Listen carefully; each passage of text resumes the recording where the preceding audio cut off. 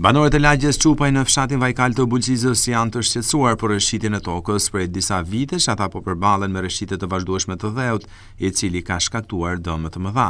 Bashkim Çupi tregon se problemet në këtë lagje kanë nisur që me hapjen e trasesë rrugës së Arbrit më shumë se 15 vite më parë. Ai thotë se asnjë drejtues vendor nuk ka marrë masa deri tani për parandalimin e rëshqitjes së tokës, ndërsa ajo vijon të çahet çdo vit. Çupi shton se veç tokës apo mureve rrethuese dëme kanë pësuar edhe banesat, të cilat për pak kohë mund të rrezikojnë shembjen. Sipas tij, apeli drejtuar pushtetit vendor në të gjitha këto vite ka rënë në vesh të shurdhër. Më të rrezikuara nga lëvizjet e tokës janë banesat e vjetra, ku shumë prej tyre kanë pësuar çarje të mëdha në mure. Ka hut veni, ka hut mbi 4 metra veni. Ktu punime bën kot. Tu e prish shtëpia, se që bën shtëpia, se që bën shtëpia më ton.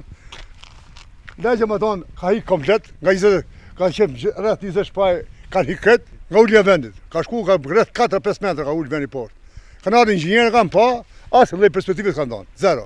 Që ki mu e bë vjetë, shefe. Sa ka hut? Vjetë po, ka qenë qitë, si është betoni. Të shte nuk e dim ata punë, e dim vesh qeveria. Këtu e ujtë vatitës, është bëkarë ujtë vatitës, e bë fshish vjetë, nuk e ka i pejgu i Vajkalja për vatitja. Këtu në zhjithë një kretar fshatë, jo mikë. Nuk do, kretar këshilë bashkjak, nuk do më zhjithë kretar e fshatit. Asë fshatit i Vajkali nëmër 1, asë 2 nuk kanë fare. Këtu i spësëtet për universitet ka thonë se legancija.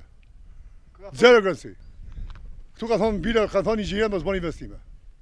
Kjo nuk është hera e parë që banorët e kësaj lagje e ngrenë edhe mediatikisht këtë shqetësim, ndërsa apeli i tyre deri tani ka rënë në vesh të shurdhër.